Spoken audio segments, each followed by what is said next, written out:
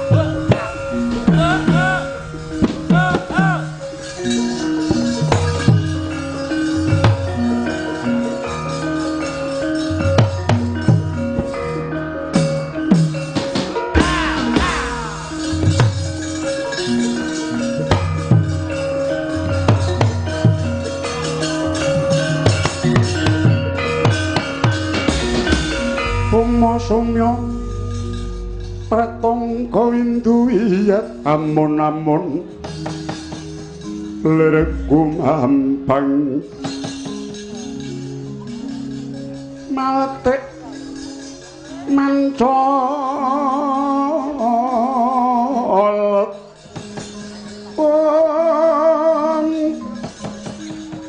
putus sing sewang ulun lamat-lamat katon sadosa watek nyuilang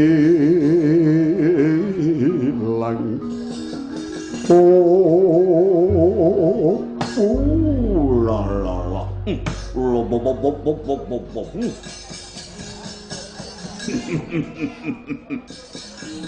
Yai Sasra Hadi Murti kula wonten pangandika ngadhawuh Kakang Prabu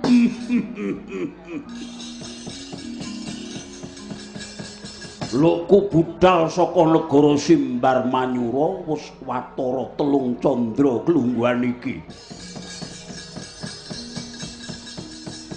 nganti kerik lampit brungkat kimpul prajuritku tak pilih sing kandel kulite sing atos balunge Sekti Mandraguna Jayeng Palagan ora liya nuruti rasa pangrasaku kang kasambuting wuyung gandrung kapirangu kawan putri sekaring kedaton Mandura Dewi Kunti Nalibata Hadi Murti wonten pangandika Koko Prabu kaya ngene rasane wong nandhang wuyung kaya ngene rasane wong kegilut bronto piyuh-piyuh wewayangan ning Dewi Kunti ora bisa tak kipatake saking pengangen-angenku tak lali-lali saya ngalila tak gagas saya ngranui piyuh-piyuh kula nuwun sewu Kakang Prabu piye Paduka gandrung kapirangu kalian putri sekaring kedaton Mandura Dewi Kunti. Kula nuwun sewu menapa Paduka Koko Prabu sampun nate priksa menapa sampun nate kepanggih kalian Dewi Kunti. Nadyan durung tau ketemu Gyapruk. Catur Netra durung tau jejagongan nanging aku tau weruh saka kaduan nalika Dewi Kunti sesanja. Biyuh-biyuh saka pucuk rambut nganti temeka jempol sikile babar pisan rening gethek cirine. Mula jeneng mokal yen to sorote mancur mencorong merga kuwi mijil saka putri Winong Wong ya Dewi Kunti kuwi. Dewi Kunti kuwi mustikaning wong. Gulorane ayune kawe lamong akeh priya kang kepengin boyong. Dadi kembang lambe pating slemong akeh kang gandrung kloyong-kloyong. Para priya mung pating plenggong plompang-plompong mega ora kuwan dulu bundering bokong. Mekaten menika kawontenanipun Dewi Kunti. Iya. Koko Prabu. Jernyatanipun menawi kula titi priksa jebul ingkang kepengin ngayonaken Dewi Kunti menika mboten namung Paduka nanging Persasat Raja 1000 negari ingkang samangke sampun ngepung negari Mandura. Aku ora bakal wedi.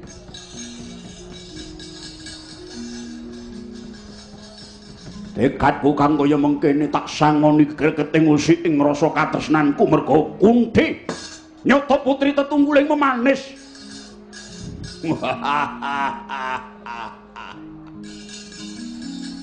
Rek monjang semu wilis sinome kaya godhong pagis. Nanggal sepisan kang alis ladi lir manggis. Janggute nyatis pamulune ambeng lekeris. Nek dandan ora wis-wis. Payudara kaya bluluk kuning. Ning dipernah supaya manis disangga kemben rada munjuk sawetawis ing pamrih supaya rada isis.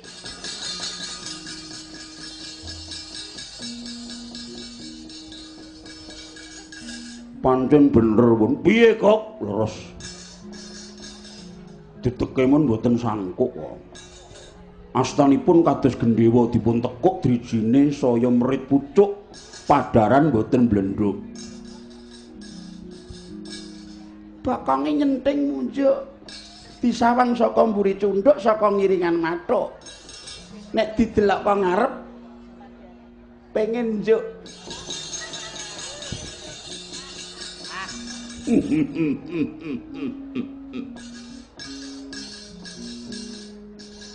kowe tak pondhong kunthi kowe tak emban ojong kowe tak emban sabuk surutana brangtaku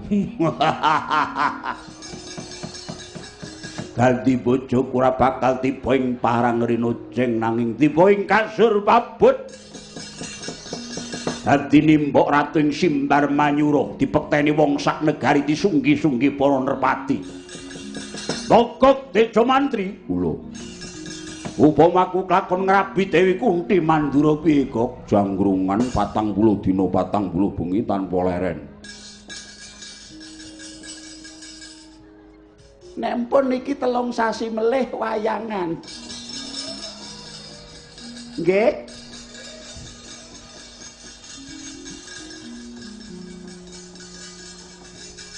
Ning kabeh niku kedah dipun penggalih lipun. Piye kok? Nyatanipun boten sekedhik ingkang sami ngayonaken leres pangandikanipun ingkang rayi Raden Sosradimurti bilih nyatanipun Nalindra semanten kathahipun kala wau boten wonten ingkang muarat. Sedaya pamer bondo brana picis. Kesugiyaku persasat sak protelening jagat. Upama taku kurang bagus, kurang piteksa sawetara nanging aku duwe bondo. Lan aku kesinungan aji kok. Aji menapa aku kesinungan aji Asmara Gama. Ngerti Aji Asmara Gama? Iku jenenge ngelmu. Aji kuwi ngelmu, Asmara kuwi birahi. Gama kuwi saka tembung sanggama. Kuwi ngelmune wong pulang resmi. Pulang resmi apa, Lung? Nyogleng. Moklok.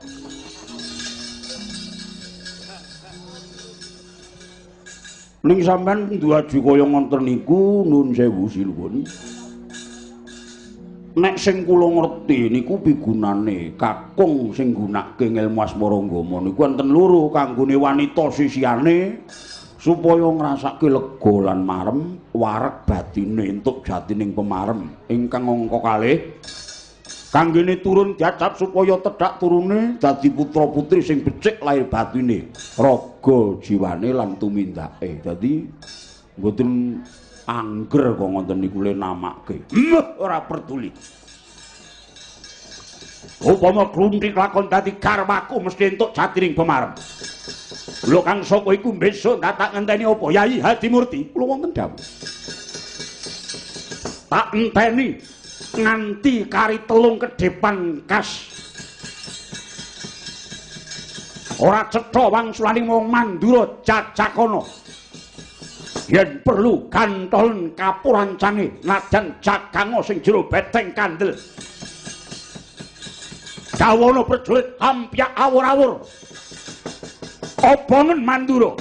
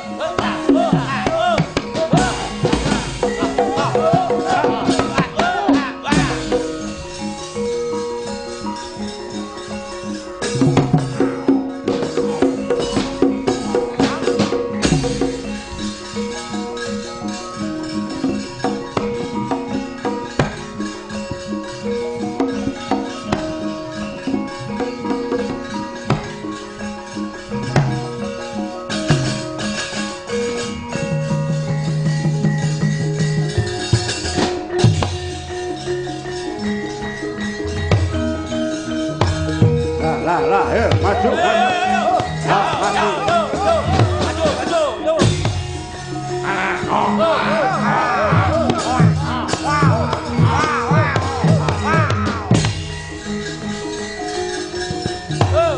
Rembuk Manduro.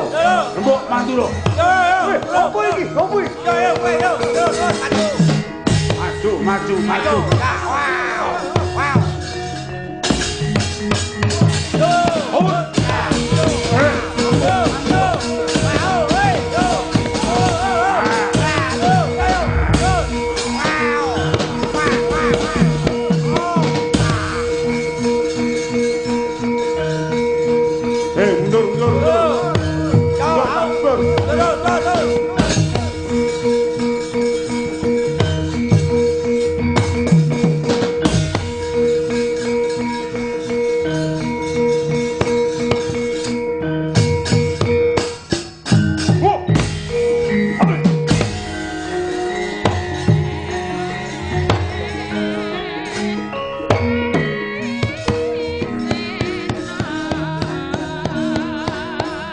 Cikro kang polo tumingal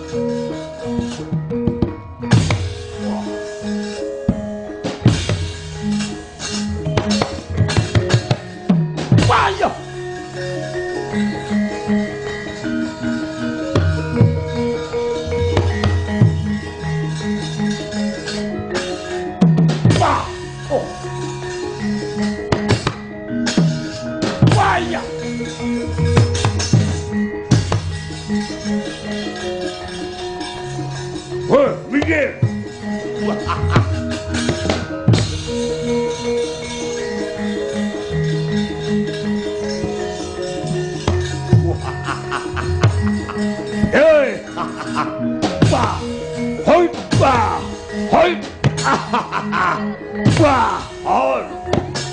Wah, wah. Hoi, wah. Bahaya.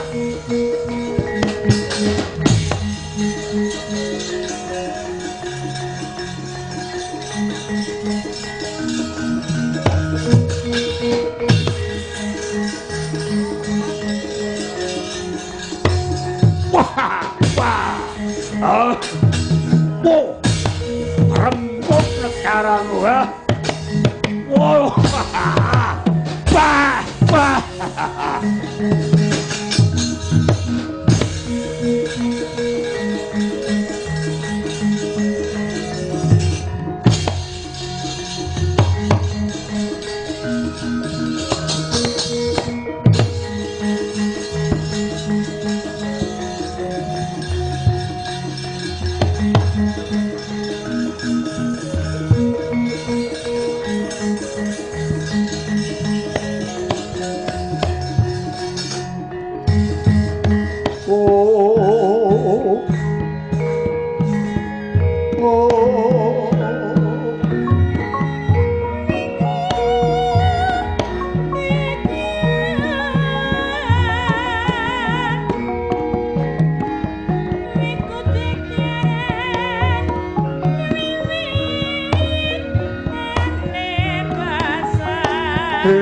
Arto bawang dengan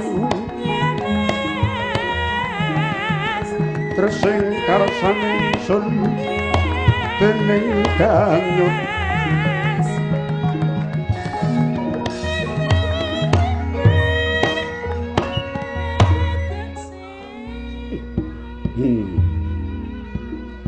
Yang suksuk ngono adili luwih payung ngono jagat mandura. Oh, anakku nggih, anakku Basudewa. Aku ora maido kaprawiranira sak sedulur. Harya Prabu Gosya Ugrasena. Nanging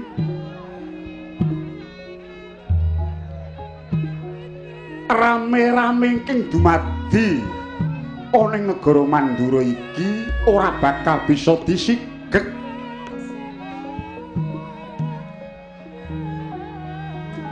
Ora kok jeneng pun Bapa Ngiyas kelawan kaprawiranira babar pisan ora nanging mungsuh ingkang nekani negara Mandura iki luwih mbebayani krana ora mung dumadi siji loro telu para nalendra ing padha ngayunake adimu sekaring kedhaton kapara. Atusan cacahing para ratu ingkang padha nibakake layang penglamar ingkang suwasane gandrung. Aduh, Rama Dewaji Jimat semban kula. Jebaning manah kula kepengin depani negari Mandura ngantos lebur tumpur kuwandanipun ingkang putra pun Basudewa. Iya, aku rama itu. Nang eman yo, eman. Manmani nganti titi mangsa iki nganti kodheng sotaning penggalih pun bapa merga ora ana liya kejaba nggonku menggalih marang kahanan reruwet.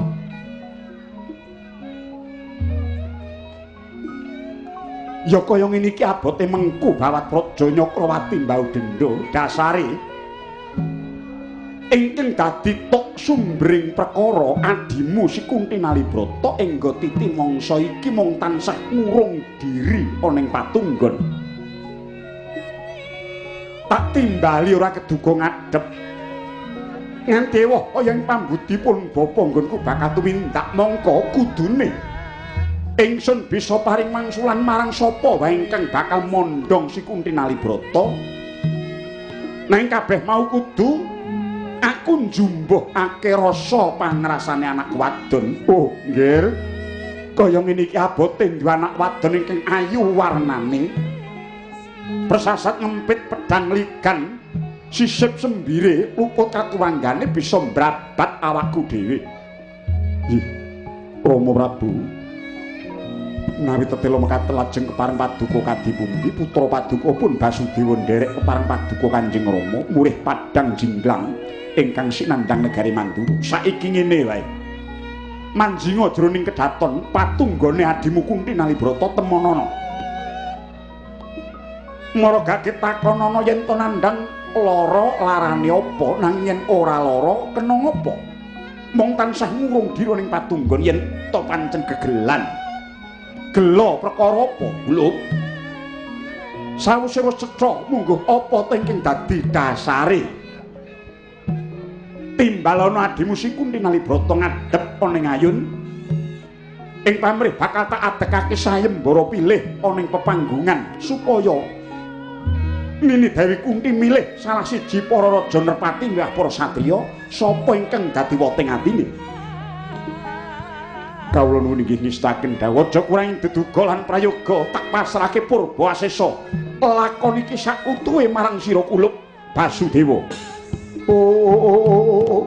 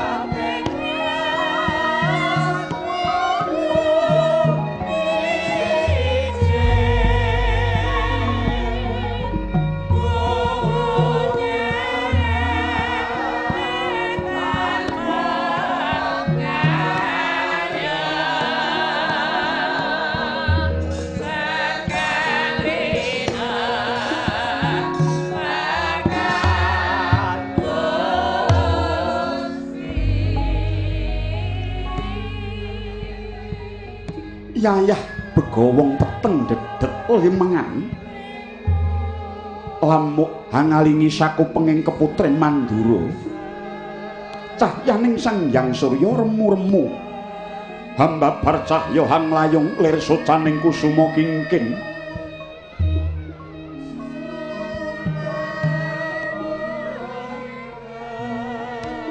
Kang Maruta mandheg sumilir gegodhongane gogrok dereng mancine kekembangan samya alun balumbang asat tirtane wadre kumambang sirna lesu lesah tanpa daya nadyan topeksi jiwa-jiwa ingkang kinarya klangenan kraton Mandura samya hanya kukruk kaprabawan duh kitaning Sekar Puri Mandura nenggih Sang Dewi Kunti labet saking mantre yang geguru yekti nganti oleh beng kawanitan mila ingkang sinawan mus koncatan rasa endah wanci saya dalu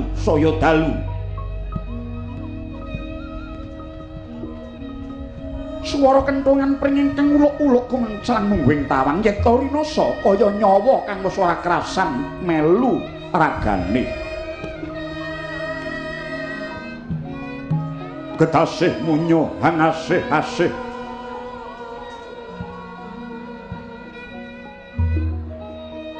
sawunge kaluruk meling-meling melung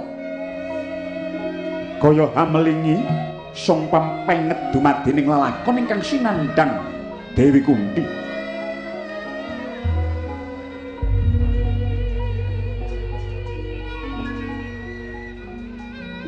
salira sakojur muhung kabunteling sesingep cawong kang guwaya panawaning netra doh kang tinuju nglangut tumratat juning nala dupi mulat praptan ringking raka ing Kadipaten Raden Basudewa sinengguh praptaning Sang Hyang Yama Dipati ing ngarsa njabut nyawane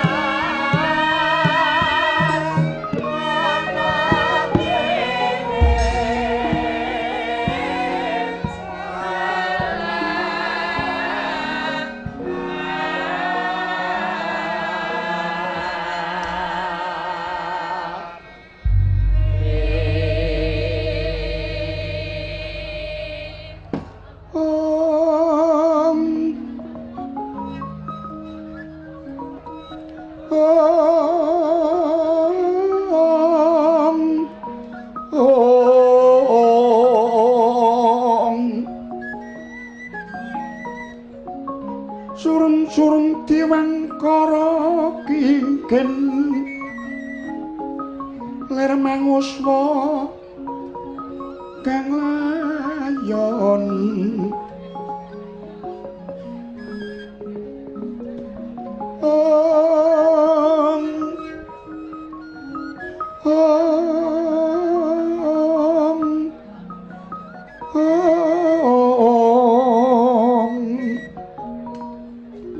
denyelang pemanise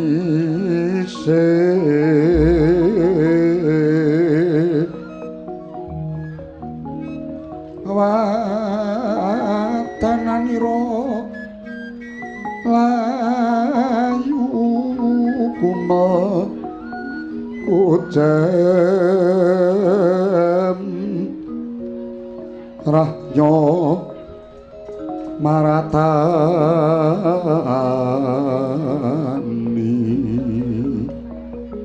om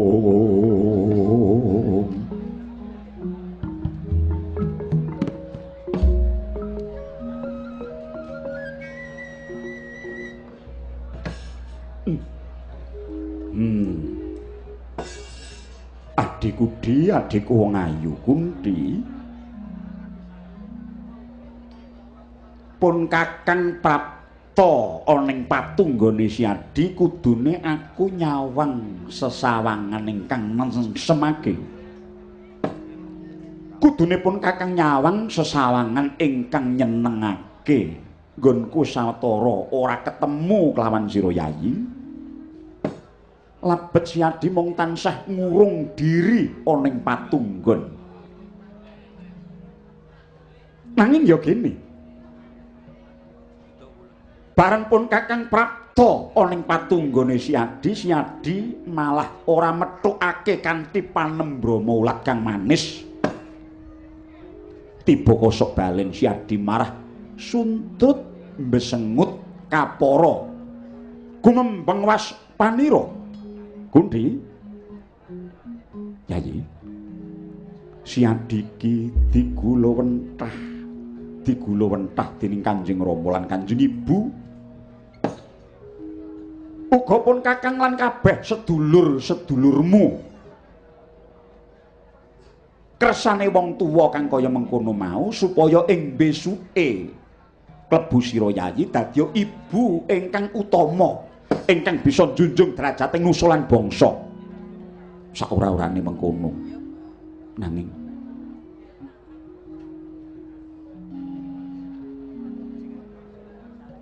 rene kewajibaning wong tuwa mau ora ana liya kejaba mung paring tulodo wajibe wong tuwa menyang anak momong glowentah ngayomi nuntun nuduhke nuladani sembur wur tutur sembur tegese paring usada mrih paluya wur tegese pawitan kecukupaning butuh kuwadagan wondene tutur tegese aweh pituduh mungguh lakuning urip ingkang bener Yayi darmaning wong tuwa menyang anak mau nek ana ngarep bisa dadi tepa tulodo. Wong tuwa mau yen ana tengah bisa aweh kekuatan, wong tuwa mau yen to ana mburi bisa nyurung kanthi pamuji. Kuwi wong tuwa. Si Adi dadi putrane Kanjeng Rama lan Kanjeng Ibu besok bakal uga dadi wong tuwa. Netepana darmaning anak. Atura panuwun, ngguguwa, manuta, mituruta. Manuta. Yayi. Negara Mandura iki geger. Kiblat papat wis kinepung wakul binaya mangap dening ratu 1000 negara ingkang kabeh mau gandrung kapirangu. Mung kepengin kumrangsang lan kumacelu enggal mondhong marang putri sekaring Kedaton Mandura Sira Yayi Dewi. Mula aja nganti negara iki remuk bubuk dadi rempon linuruk ladu batang. Gage Si Adi Kandhawa kowe matura.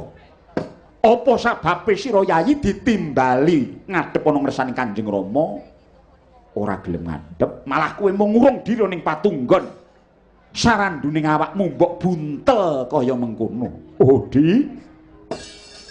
Negara Mandura iku ora bakal tuwa pepadang yen to Si Adi ora tumuli ngadhep lan ora tumuli matur. Yen to Si Adi gegelan gelo perkara apa, yen Si Adi lara-lara apa nang yen Si Adi ora lara, ya gene patrapmu kaya wong kang nandhang raga. Wadananira layu kucem rahnya maratani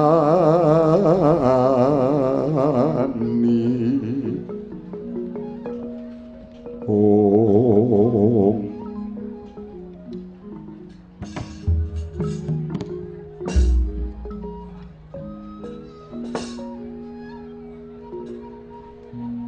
Duh Kakang Mas, Diagung pangaksama Paduka Kakang Mas, kula nyuwun pangapunten ingkang agung. Ya piye?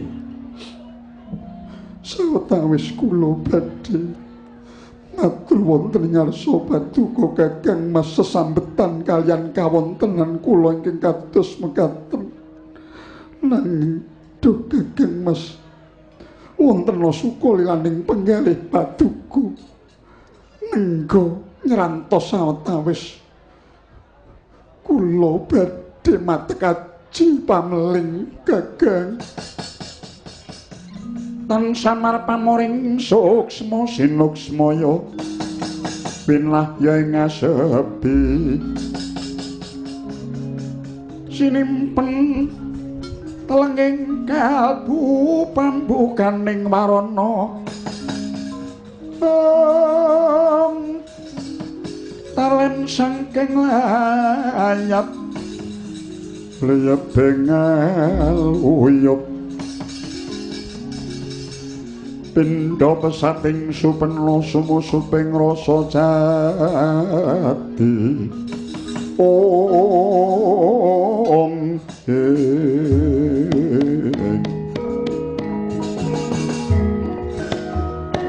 tadi pamantening cipta nenggih Sang Dewi Kunti angraget kang mantra maji pamling ingkang tinujing kayen nenggih gurunira Sang Begawan Druwasa gagap gugup gurawalan pratandon kang tinuju amung sak kebyaring kilat dadya kaget kang mulat.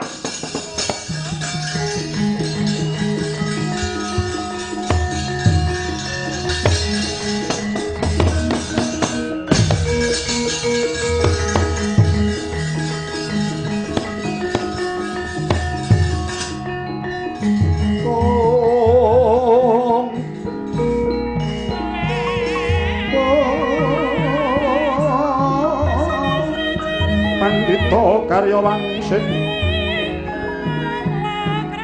minda kondang ngajabing bawang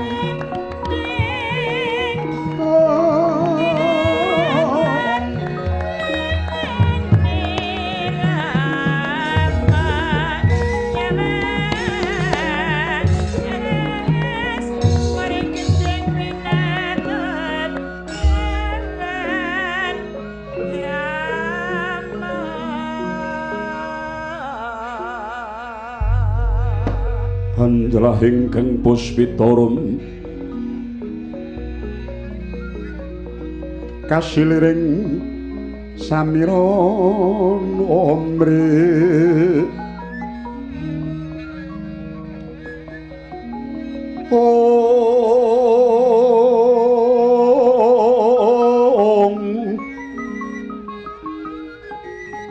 sekar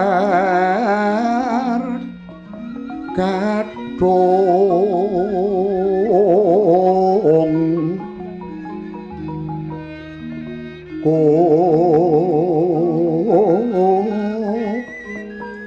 ngas kandanyo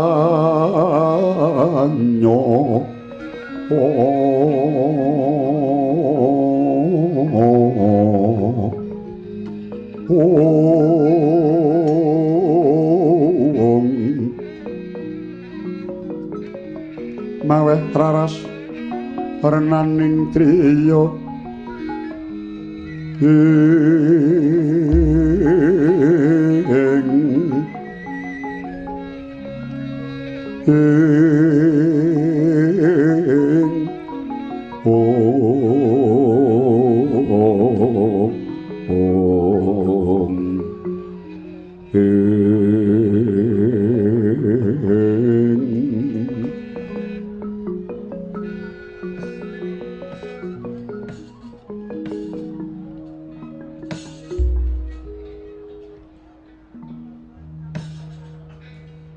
Hong ilaheng awik namastu namasidam lho namit pasang liman tabe sinabeta ing piloduni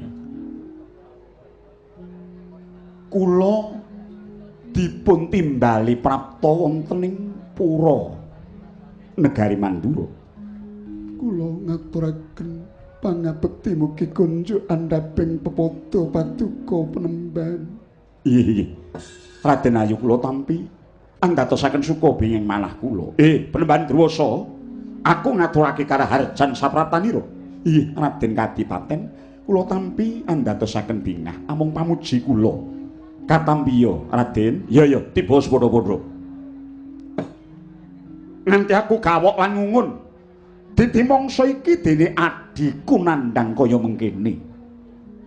Upama ta iki nandhang lara apa? Nanging yen ora lara teka kaya mengkene kahanane nganti bingung nggonku ngrasakake Begawan Drwasa mongko wis sawetara wektu adiku wadon si Kunti Nalibrata iki dipasrahake marang sira Penemban supaya mbok gegulang mbok gegala mbok tuntun kajiwane sira iku gurune tegese mbuh sithik mbuh akeh mbuh ala mbuh becik mesti sumurut munggo apa ingkang dumadi tumrap Yayi Dewi Brita. Aduh, Raden, lepat nyun gun samudra pangaksami. Nggih. Kula mangke badhe matur sawetawis namung kantun Dewi Kunti kados pundi kula nderek. Penemban murih saged tirat penandang menika mbok menawi satunggaling bab ingkang kedah linambahan boten sanes kejawi namung kedah bloko sawetahipun kula boten badhe saged malih nyingetaken wewadi menika Penemban. Jagat Dewa Bathara. Inggih Raden Ayu nggih. Raden Basudewa ana apa Penemban? Nggih. Kangge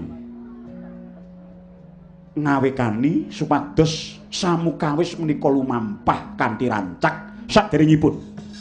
Singandika Raden keparenga muni ngani langkung rumiyin menapa ingkang sinandhang dening Dewi Kunti kula aturi hambuka sesingep menika.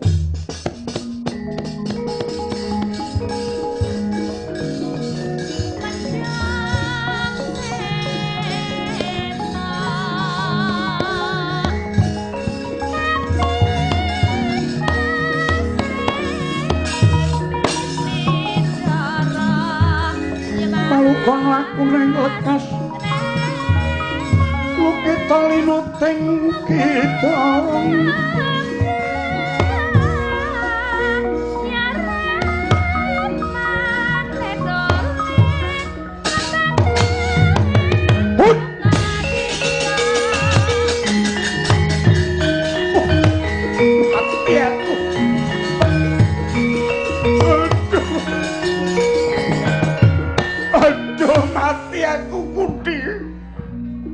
Leko dadi kowe ngerpini dewa. Mati aku Kunti. Aduh, banjur piye dadine negara Mandura iki mengko Kunti? Kakang Mas, kula mboten pantes malih dados Kadang Paduka. Belandang ingkang kula sandhang mekaten kula waku. Inggih labet tuwuh saking nistaning patrap Tuna Budi. Kula dados wanita ingkang groboh. Boten wangun malih kula dados Kadang Paduka Kakang Mas. Oh.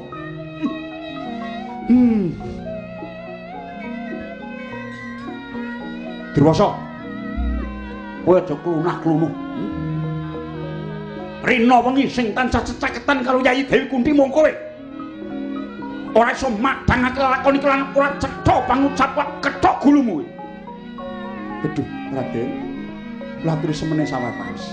Monggo, latur lunggah.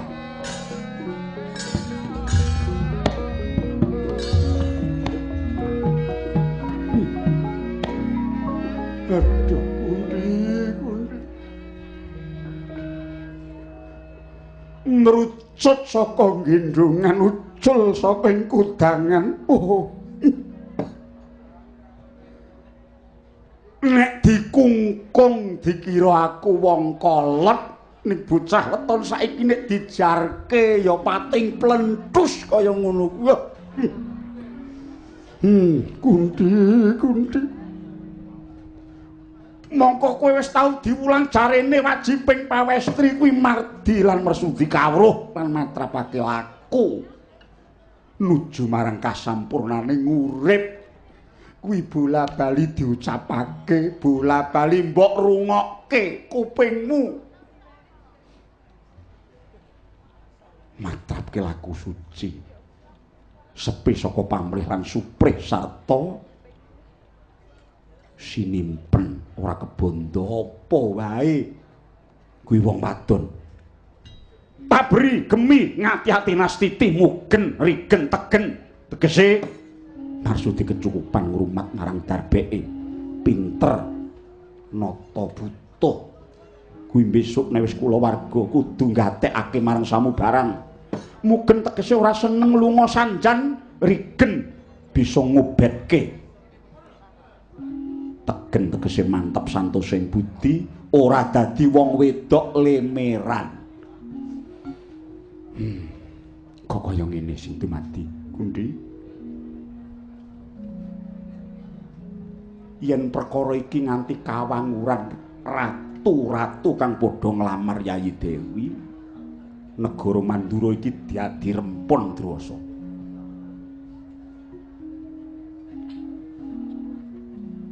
Kakang Mas, kula kados uwuh ingkang keling kekalen mboten damel endahing sesawangan menapa ginanipun uwuh kala wau. Wong kula badhe mungkasi gesang kula kewala Kakang Mas. Betah menapa kula dadak gesang Dedawa Wirang. Ginanipun menapa kula mapan wonten ngriki ingkang persasat kados woh ingkang kentering mareh kombak kumbuling toya ingkang budhek Kakang. Dik. Pati kuwi pancen kabeh wong lakoni. Wong mati tegese wis rampung nanging pati kuwi dudu sawijining dalan kanggo ngrampungi perkara. Durwasa, piye perkara iki gagih?